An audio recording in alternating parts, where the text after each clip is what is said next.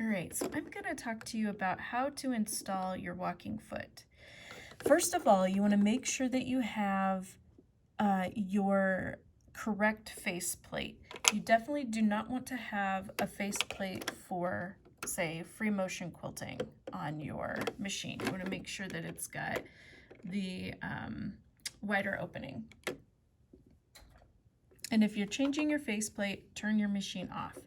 So how do we put on our walking foot? So the walking foot's low shank.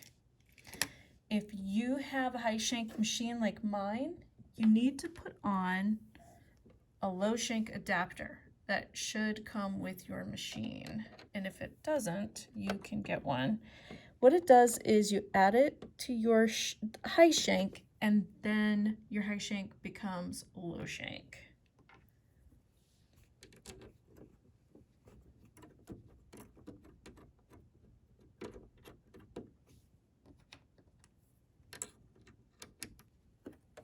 All right.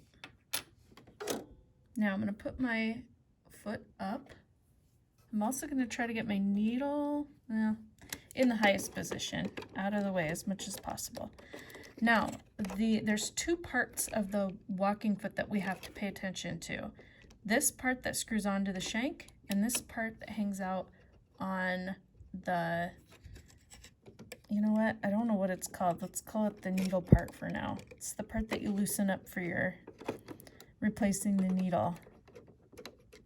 Let's just loosen the screw on the shank so that we can get the walking foot on there.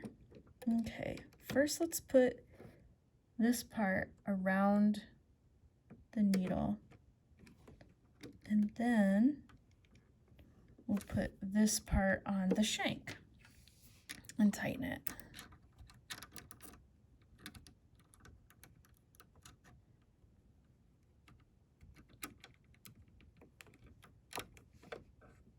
Okay, that's it, friends.